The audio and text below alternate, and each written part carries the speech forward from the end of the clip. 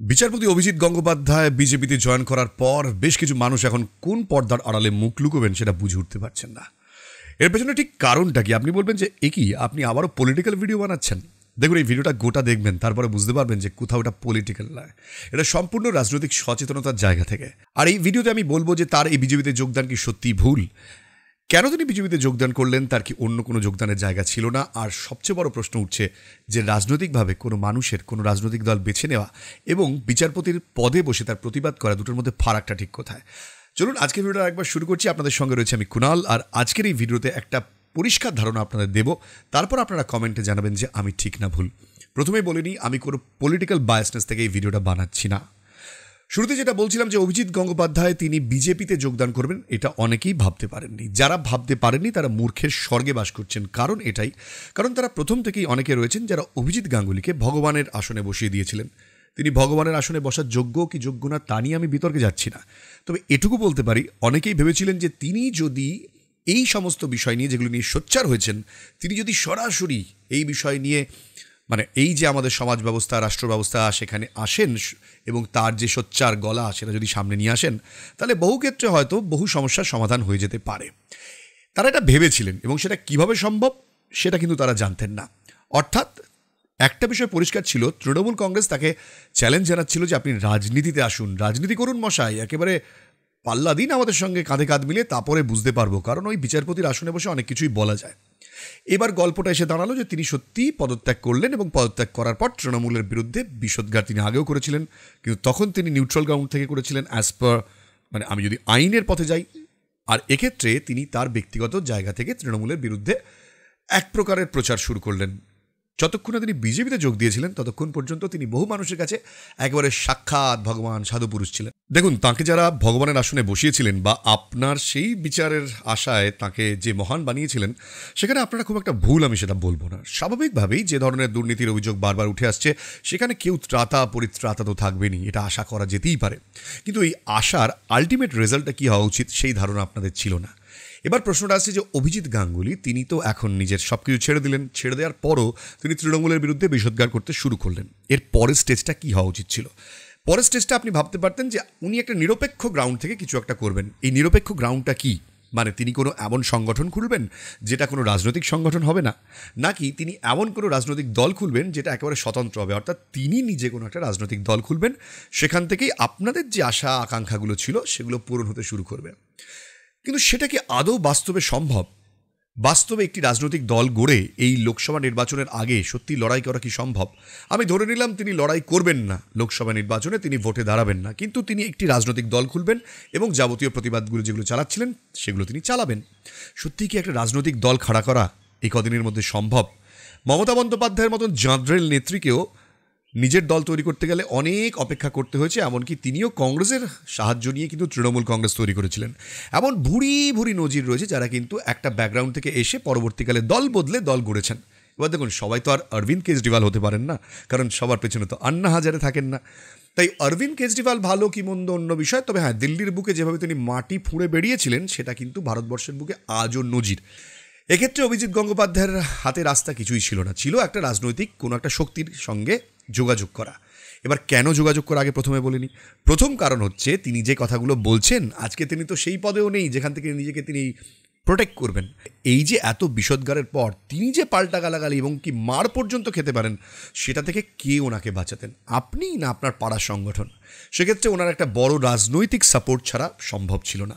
এই বড় রাজনৈতিক সাপোর্টটা বলার মানে, দেখুন সবচেয়ে বড় কথা, অভিজিৎ গাঙ্গুলি তিনি বিজেপিতে যোগদানের পর বলেছেন যে তিনি সিপিএম বা বামফ্রন্টের সঙ্গে কেন যাবেন, তারা তো ধর্ম মানে না, পেছনে পেছনে তারা ধর্ম বা পূজার্চা করেন কিন্তু সামনে তারা মানেন না। তিনি সেখানেই যাবেন যেখানে তার ধর্মকে প্রোটেক্ট করা হচ্ছে, মানে তিনি নিজে ধর্মে বিশ্বাসী, তিনি ভগবানকে বিশ্বাস করেন। এটা যদি ওনার ব্যাখ্যা হয়েও থাকে, তার পাশাপাশি আমি একটা ছোট্ট উদাহরণ আপনাদের দিয়ে দিই। দেখুন, সিপিএম বা বামফ্রন্টে গিয়ে ওনার কোনো লাভ হতো না এই মুহূর্তে। আসলে সেখানে এখন কিছু নেই, সেখানে জল বইছে না, একেবারে কচুরি পানায় ভরে গিয়ে পুকুরের মতন অবস্থা। বিজেপি এখন খরস্রোতা নদীর মতন, সেখানে গেলেই প্রোটেকশনটা পাওয়া যাবে। এরকম বহু মানুষ অতীতে কিন্তু শুধুমাত্র স্বার্থের জন্য, মানে স্বার্থটা বৃহত্তর এবং ক্ষুদ্রতর হয়। এক স্বার্থ হচ্ছে কত টাকা কামাতে পারি, আরেক স্বার্থ হচ্ছে যে প্রোটেকশন।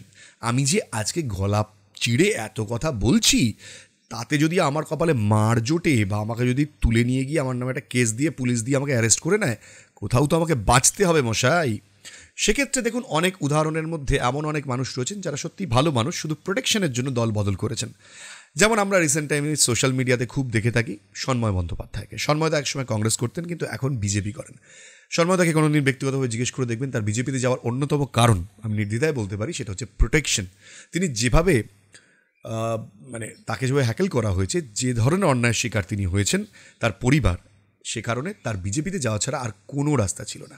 তাই যারা গলা চিড়ে এই ধরনের প্রতিবাদ করছেন তাদের একটা শেল্টার দরকার। অভিজিৎ বাবুর ক্ষেত্রে একটা বড় বিষয় কি, অভিজিৎ বাবুর নতুন দল কেন গড়লেন না, এ নিয়ে যেমন সবাই অভিযোগ করছেন, এটা কিন্তু মাথায় রাখবেন, অভিজিৎ বাবু চাইলে বিজেপি থেকে কিন্তু পরবর্তীকালে নতুন দল গড়ার একটা সুযোগ কিন্তু তৈরি করে রাখলেন। দেখুন, রাজনীতি আর আপনার পাতে শেষ খাওয়া চাটনিটা একই রকম নয়। আপনি আবেগ দিয়ে অনেক কিছু সুন্দর করে হাত বুলিয়ে রাখতে পারেন, কিন্তু বাস্তবে যখন পিঠের চামড়া গুটিয়ে যায় না, তখন আপনি ওই ফেসবুক বা সোশ্যাল মিডিয়ায় বসে বলতে পারেন আপনার মশাই মেরুদণ্ড নেই। আপনার পেছনে একটা খুন্তির ছ্যাঁকা দিলে বুঝতে পারবেন যে মেরুদণ্ড কাকে বলে। দেখুন, মেরুদণ্ড আছে কিনা সেটা অন্য বিষয়, কিন্তু রাজনীতি মগজ দিয়ে চলে, সেখানে কিন্তু সবসময় বলশালী হলে হয় না। তো মগজ যার স্ট্রং, সেই রাজনীতিতে অনেক দূর পর্যন্ত যায়। আপনাকে মোটামুটি কতগুলো পয়েন্ট আমি ভাগ ভাগ করে বলে দিলাম। এবার আপনি বুঝতে পারছেন যে আপনি যদি অভিজিৎ বাবুর জায়গায় থাকতেন তাহলে আপনি কি করতেন, আমাকে কমেন্টে জানান। প্রথম পয়েন্ট আমি খারিজ করে দিয়ে এটা বলেছি যে ওনার পক্ষে নতুন রাজনৈতিক দল তৈরি করা সম্ভব ছিল না, আর ওই পুতু কোনো সংগঠন বানিয়ে চুপচাপ শুধু প্রতিবাদ করে যাব আর কিছু করব না, এটাও সম্ভব ছিল না। আর আপনারা এখন চিৎকার করে বলছিলেন যে দেখুন, আপনার মতন মানুষেরই সমাজে দরকার, আপনার মতন মানুষেরই সমাজে দরকার, আপনি এগিয়ে আসুন, আপনি লড়াই করতে পারেন, আপনি আমাদের ত্রাতা, আপনি আমাদের পরিত্রাতা। আর পরিত্রাতার ভূমিকায় নামতে গেলে তো তাকে তো রাজনীতির ময়দানে নামতেই হবে। আর রাজনীতির ময়দানে নামতে গেলে একটা বড় খুঁটি চাই, যেটা ধরে ঝোলা যেতে পারে, ধপাস করে মাটিতে পড়লে না বড্ড লাগবে দাদা। তাই আপনি যে কোনো রাজনৈতিক দলে বিশ্বাসী হতে পারেন, কিন্তু ওনার কাছে এছাড়া আমার মতে আর কোনো অপশান ছিল না। যদি আপনি মনে করেন যে সত্যি কোনো অপশান ছিল, তাহলে আপনি কমেন্টে লিখতে পারেন। আপনার মতামতটিও আমি শোনার জন্য অধীর আগ্রহে বসে থাকবো না। অধীরবাবু তিনি এখন দলবদল করেননি। তো এই যে দলবদলের একটা গোটা পালা চলছে, এই দল থেকে ওই দলে, ওই দল থেকে এই দলে, মূলত ওই দল থেকে ওই দলে যাওয়া চলছে। এই নিয়ে তো আমি কোনো কথা বলছি না, কারণ সেগুলো স্বার্থের।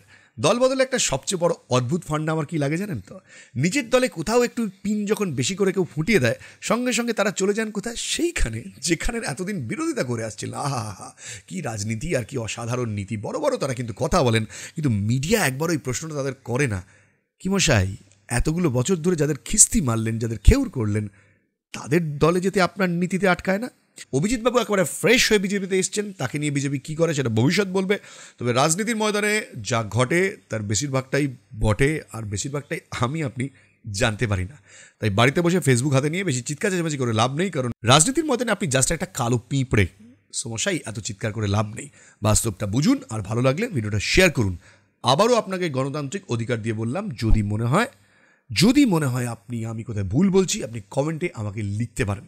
আর দেখুন, ভগবান বানানোর আগে একটা জিনিস ভাববেন যে ভগবানকেও একসময় এই মর্তে দাঁড়িয়ে বিচার করতে হয়। আমার তো মাঝে মাঝে মনে হয় সুভাষচন্দ্র যদি আজকের দিনে রাজনীতিতে নামতেন, তাকেও আপনারা ছাড়তেন না মশাই। তাই নীতি ফেলুন, রাজনীতির কথা বলুন। রাজনীতিতে শয়ন স্বপনে ওই নীতি চলে না যেটা আপনি ভাবছেন। এখানে সব কিছুকে সাফ করতে হয়, তারপর গিয়ে ভোটের ঝান্ডা নাড়াতে হয়। চলো, লোকসভা নির্বাচন আসছে, তার আগে অনেক ধরনের নাটক আমরা দেখব। এই ধরনের ভিডিও আনবো, সে কারণে সরাসরি রাজনীতির বিরোধিতা করবো না, সরাসরি কোনো রাজনৈতিক দলের বিরোধিতা করবো না, তবে পরিষ্কার আপনার মগজাস্ত্র যাতে খুলে যায় তার চেষ্টা করব। ভালো লাগলে ভিডিওটি শেয়ার করবেন, আর ফেসবুকে দেখলে আমাকে একটা ফলো করে দিয়ে যাবেন, রিচ এমনিতেই ডাউন রয়েছে। আর ইউটিউবে যদি দেখেন, সাবস্ক্রাইব বাটনটি টাং করবেন, তারপরেই আপনার কাছে নোটিফিকেশনগুলো আসতে শুরু করে দেবে। Thank you so much once again. Kunal Bose আপনাদের এই ভিডিওকে বাই বাই জানাচ্ছে। দেখা হবে নতুন ভিডিওতে। আপাতত জয় হিন্দ।